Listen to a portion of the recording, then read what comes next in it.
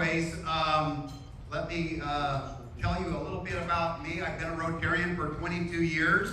I love Rotary. It's a great place to serve in the world and in the community and to make friends.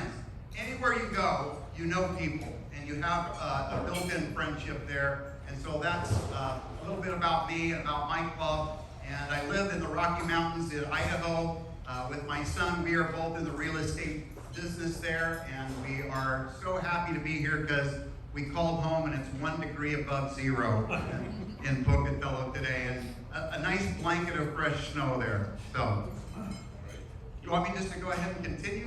Yes, water right there. If you need to make a break, if you're ready, let's go. Okay, I'm ready to go then. All right, well, very good. The slide up there has the title of my remarks. What is your lucky number? Raise your hand if you have a lucky number. Come on, everybody, raise your hand. You've got to have a lucky number. Okay, when I say 3, no, when President says 3, because he does it better than I do, I want you to shout out your lucky number. Are you ready? 1, 2, 3. Very good. I didn't hear anybody say my lucky number, and I'm going to tell you a little bit about my lucky number. It's 222. So the number 222 is a kind of a funny number. It's our family lucky number, and we've had this for a long time. And I will see this number probably once or twice, maybe 3 times a day. It's like the weirdest thing. In fact, if you'll show us some of these slides, I see it in prices in the store. This is my wife's blood sugar. One day it was 222. What's the next one? Oh yeah, on the bumper of a taxi cab, 22, 22, 22. That's a crazy one. That one there is the exit to my community is 222. 1 mile. Okay, next one, and that's the price of something in Asia that was 222. A license plate. It's even in a serial number on a phone pole. When we were down in Guam, I looked up at the clock and it was just nothing but 2s going across there. And I'm going, what is this? And they got my lucky number there. And it turns out it was all 222s. We went to Jollibee's. How many of you been to Jollibee's? All right. Our order that day down in Guam. What, can you see it up to the top? What is it? 222. How do you figure that? And so, next slide. Yeah, up on the screen, they even advertised for me 222. But this is kind of the interesting one, I think. People ask me, so is your lucky number a sign? You know, and you believe it means something. And I go, I don't know. But one time I got lost when I was in Paraguay, and that's a Paraguayan vehicle with a Paraguayan license plate, and I didn't know where I was going. And so I followed this car, and fortunately for me, that car led me right where I needed to go. And once we got there, I could see where I was, and it was like, thank you for leading me where I needed to go. And it was like, people said, well, was that really a sign, or was that just a coincidence? I don't know. But I think it was lucky, and I believe it is our lucky number. I like the number also because it reminds me of my father. And this is my father, and I just love my dad. He's been gone now for a few years, and we worked side by side with each other from the time I was little. Back in our store, we had an auto parts store. As soon as I could reach the time clock, I had to hit the clock. And my brother worked with me, and that's what we did, was we worked as a family. We grew up, and we went all through life together. A lot of people say, I look like my dad. What do you think? Yeah. A little bit? And a lot of people say that my son looks like me. And my son said, people don't see very well. So that could be. Well, the reason that my father, why I associate this number with my father, is because the ship he served on in World War II was 222, and he went all the way from New Caledonia clear up to the Marianas. He finished his war experience here in Saipan, and he was spared that whole time. He survived, and so it really was for him a lucky number, and he was able to go home, get married, start a business, raise a family, and really, it's more than lucky, it was a blessing. And for us, we loved our dad and all the lessons that he learned. one of the things that he and I were working on just before he died was this. It's his war diary. We had ordered from the Department of the Navy some logbooks of where his travels were so that we knew, and we started putting together this war diary because we wanted to travel back to the island. He never stopped talking about this place where he lived. He loved this place and he wanted to come back and visit. So even though at this point in his life he was 86 years young, he was still very, very healthy, and he was up to come and to see the beaches where he'd been 70 years ago, and he really wanted to do that. Well, one morning we woke up and we went to work together. He was as strong and as vital that day as ever, smile on his face. We went to work and he went into his office, I went into mine, and he came down. This is a true story. He says, Rich, he says, you got to come down to my office. He says, I have a video I found of the B-29s taking off from Tinian, and he says it's in color. He says this must have been so late in the war because they didn't ever do anything in color. He says you got to come and see it. And then he got a little bit of a headache, and it started getting worse. And well, needless to say, I took him to the hospital, and approximately 2 hours and 22 minutes after I got him there, he passed away.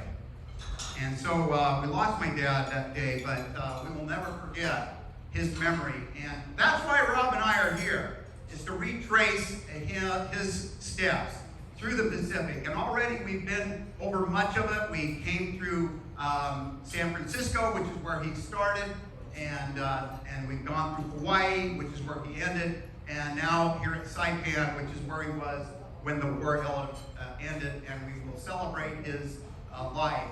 And the reason why it's so important is because today is 2/22/22, and it's a Tuesday.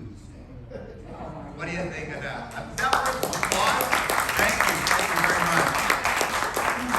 Well, we're really lucky, and it's great to have him, and we hope that we'll get a chance to visit Tinian and Rota, because he visited those islands. And if any of you are going there and you need some pack rats to go with you, we are up for it. In fact, we're up for anything with a Rotarian, because we know how much fun Rotarians have. So if you guys want some buddies, we're here for the rest of the week, and we would love to get to know you.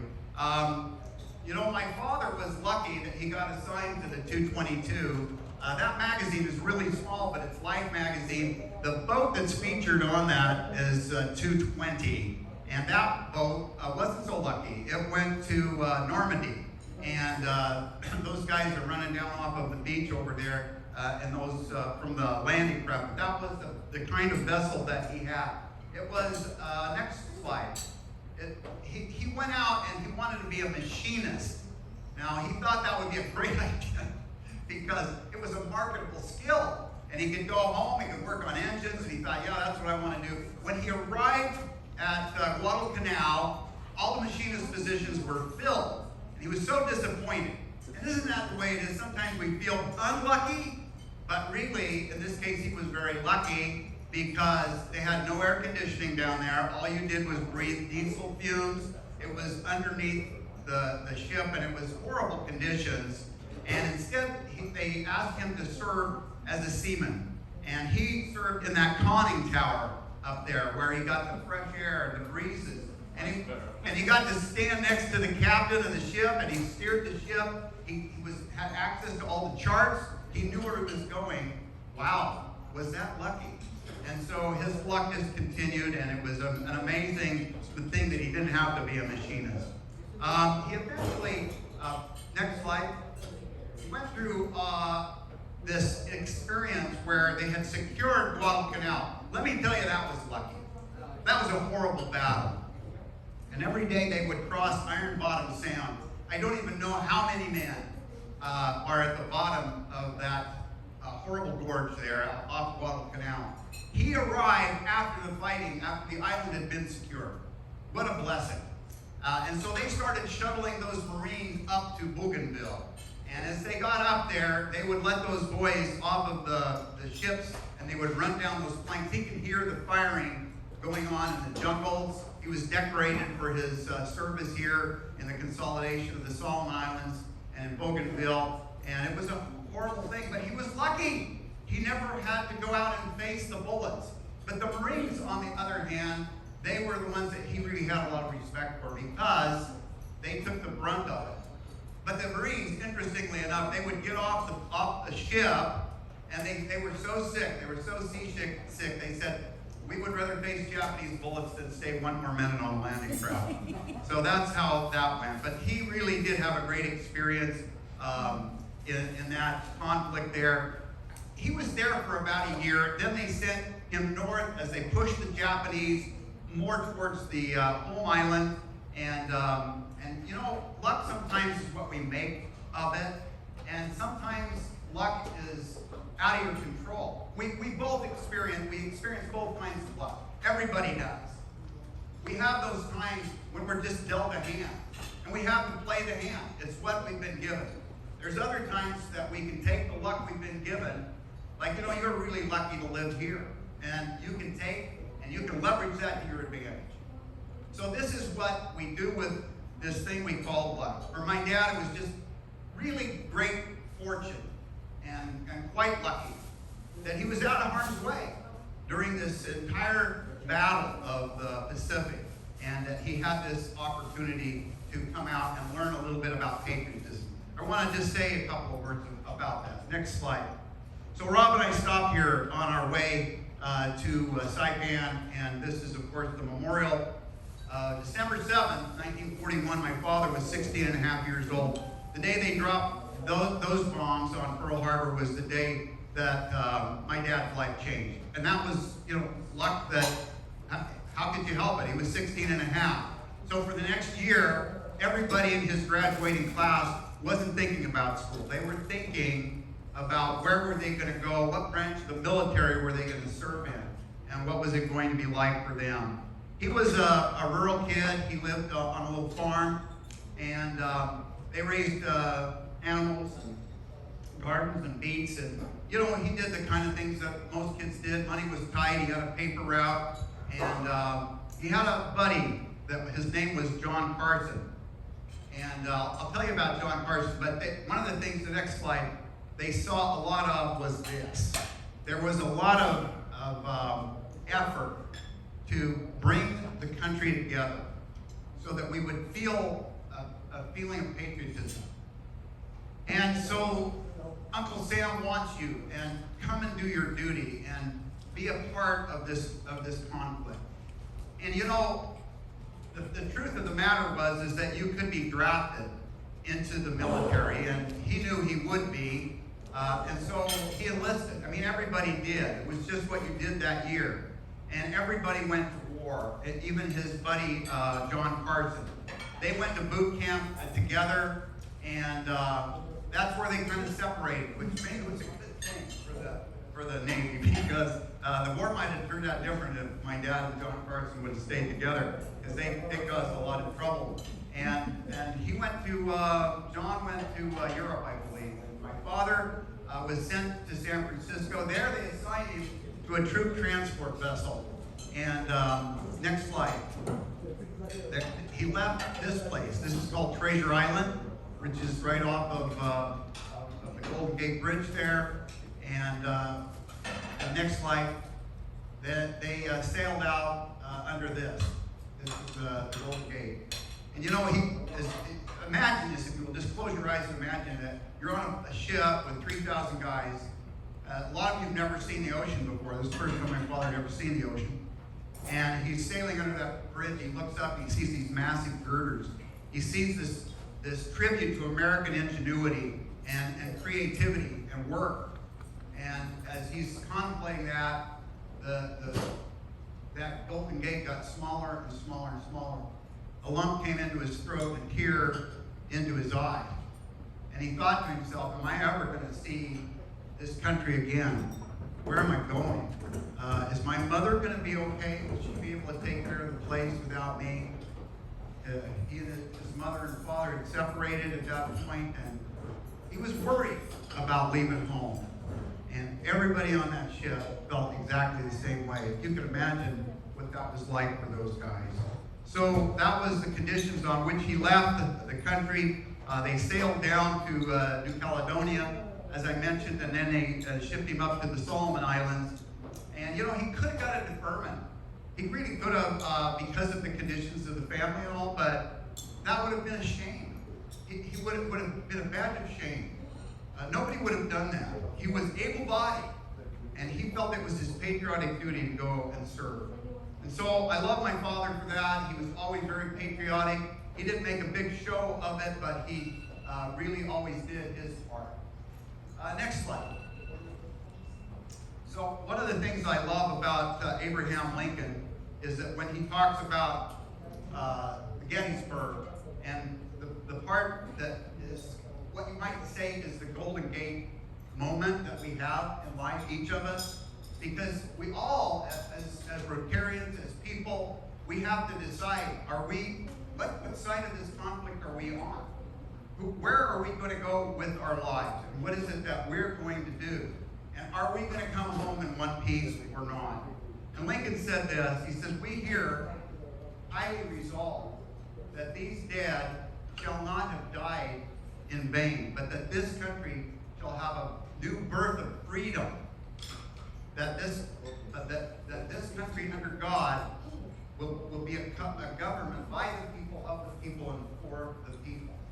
And that's a cause worth fighting for. And he believed in that, and off he went to serve the country. Now we love service as Rotarians. We talk about service above self. We believe in service. You know, it's a big emphasis for us. And all of you are wonderful Rotarians who all serve every year. You give hours and hours to the service projects and the things you do. And alongside us as Rotarians, there are many other groups, the Lions, other service groups, churches that work to volunteer. And this is a great thing. But there is one group that's very unique when it comes to service, and they're the ones I want to pay tribute to, the men and women of the Armed Forces of the United States. They're called to serve and protect.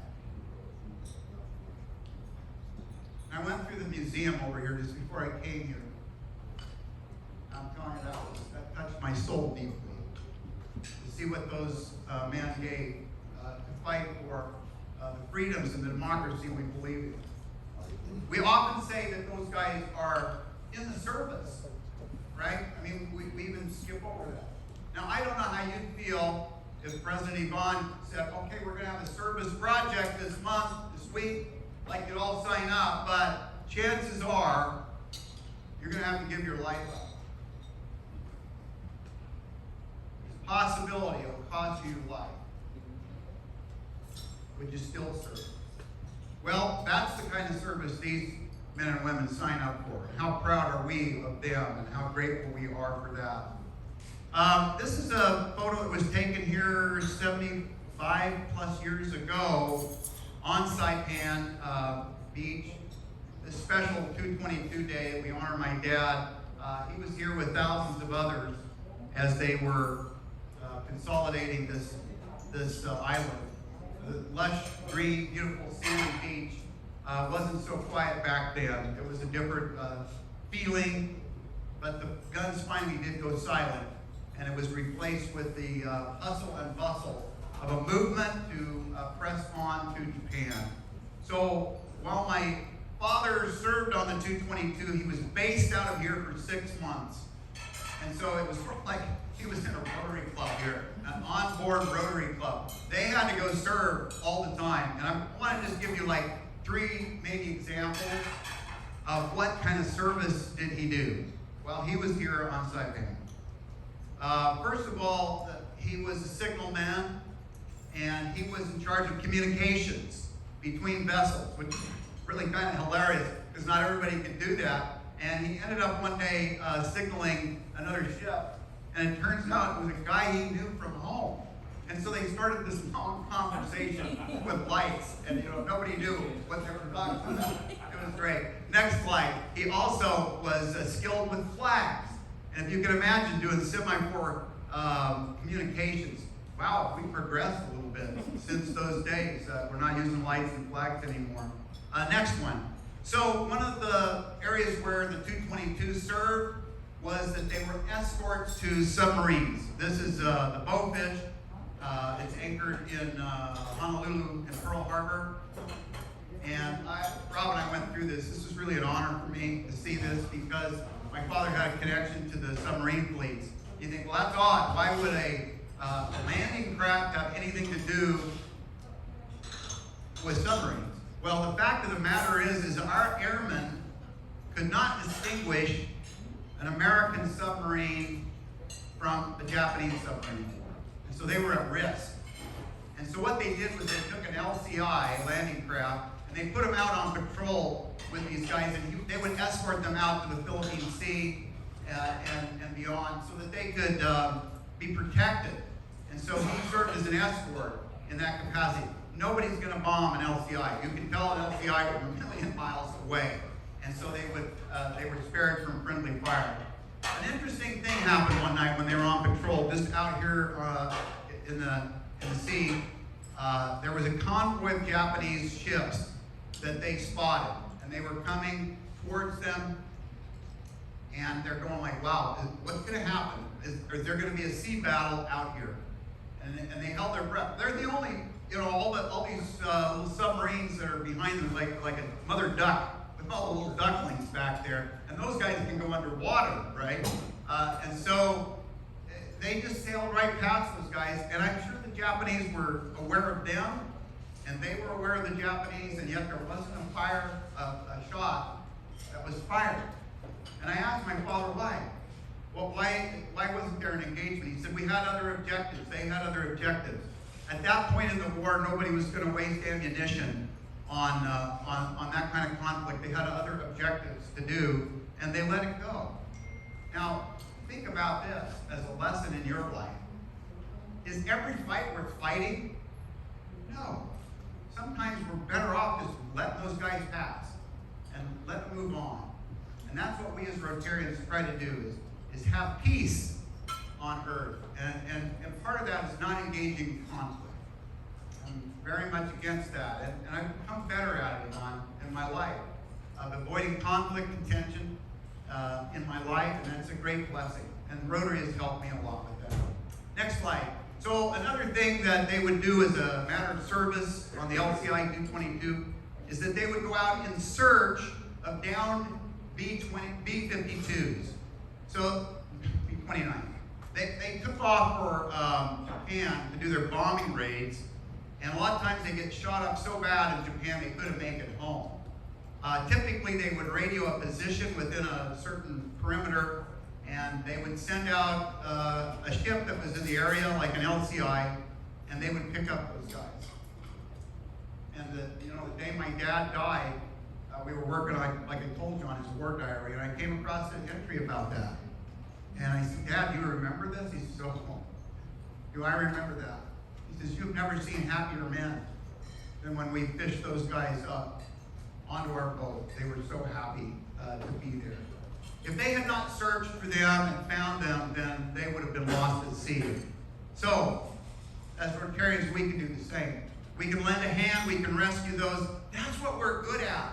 We need to be friendlier people and invite people to our clubs and to our activities, our socials, and be like you guys are. There's nobody friendlier on earth than the people in Saipan. I have just enjoyed so much being here, and we can give that hand of rescue and do our part. The final act of service is one that's really kind of interesting. You may not have known this, but they repatriated a lot of native peoples to their islands. And the Japanese were very brutal as they would invade islands. Sometimes they would incarcerate, sometimes they would turn them into slaves, or just outright kill them. And so a lot of times they would flee to other islands and to other places. And there was just like a tremendous upsetting of the fruit basket in all of Micronesia, and all over the Pacific, frankly. And one of the things that they used to do was to help these natives get back, unify them with their families and their friends. And I think that's true of Rotary too.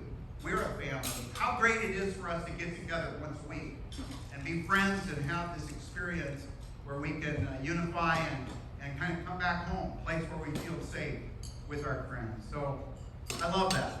There's one more slide there. This is a great picture. They gave my father a little miniature boat, if you can see that boat. And it's an exact replica of the one that they're in. And we still have that little boat at home. And I think about this photograph every time I see that. I love that photo. He was blonde and he really stood out against those guys. So that was great. Next slide.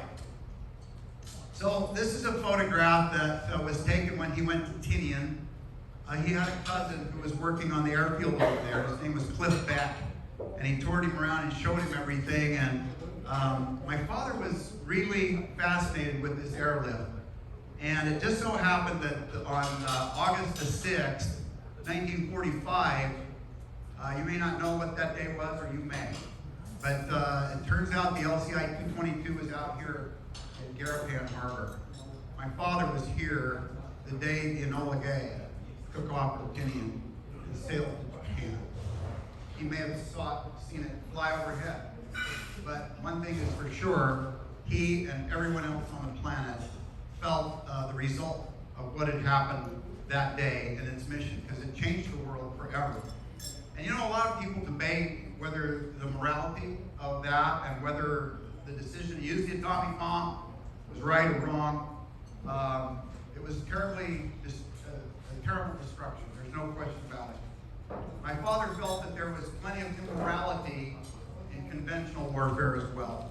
And he knew that an assault on Japan would be catastrophic. Lives lost. And he was glad that the atomic bomb fell. He wanted to go home. He was tired of war. He was tired of seeing people die, and that was a horrific loss. But it enabled an end to a war that was terribly brutal. Eleanor Roosevelt offered prayer, and with this I'll conclude. Dear Lord, lest I continue my complacent way, help me remember that somewhere out there a man died for me today. As long as there is to be war, then I must ask and answer, am I worth dying for? I hope that each of us as Rotarians lives our lives that way. That we feel that we've done some good every day in our lives. My father's favorite poem was this: have I done any good in the world today? Have I helped anyone in need? Have I cheered up the sad? Made someone feel glad? If not, then I failed indeed. Has anyone's burden been lighter today because I was willing to share the sick and weary and help on their way when you needed my help? Was I there? Well, then wake up. Let's do something more than dream of our mansions above. Doing good is a pleasure. It's a joy beyond measure, a blessing, a goodness, and right. There's chances for good all around just now. Opportunities right in our way. Do not let them pass by saying, sometime I'll try. But go and do something today. 'Tis noble of man to work and to give. Love's labor has merit alone. Only he who does something is worthy to stand. To God, each good work will be known. So wake up and do something more. And dream of your mansions above.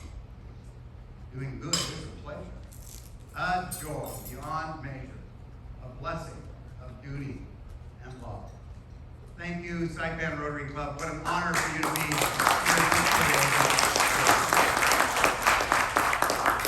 This is amazing presentation, and I'm sure for one thing to be keep forever your death proud is you. This is great. Thank you so much. And we have a banner from Rotary Club of Saipan. Hold that thought. Okay. Hold that thought. I have one myself, and I forgot to bring it up with me. I don't want to take this home. I want to take hers home. That's wonderful. Speaking about the lucky numbers, when you mentioned 222, and you asked what is my number, and I said 13. In my great-grandma, she had 13 siblings. 8 of them was dying in World War II. And my great-grandma, like last one, she was 13. she gave the birth to my mother and my side of the family. That's why 13, World War II, it's all old history. World War, it's always the history of all families. That's why let's remember that one and make past is past and make a bright future. This is for you. Okay. And I want to hold yours one. And always welcome in our club. Thank you. Anytime when you're available, please join us on not only on our Tuesday meetings, on our events. If you're planning to come again, give us a heads up. We will be definitely organized for you trips. I know ships going to the Tinian Rotary actually daily. That's why we still have a chance to bring you there. Okay, great. Okay? We'll talk about that one later. I would love to do a service project with this club. If you guys have an idea for something we can do together, my club would love to partner with you. Please let me know. We would love to do that. Thank you so much. Before you go, any questions for Rotarian Richard? Anyone? If not, thank you so much again, and let's stay keep in touch. Okay.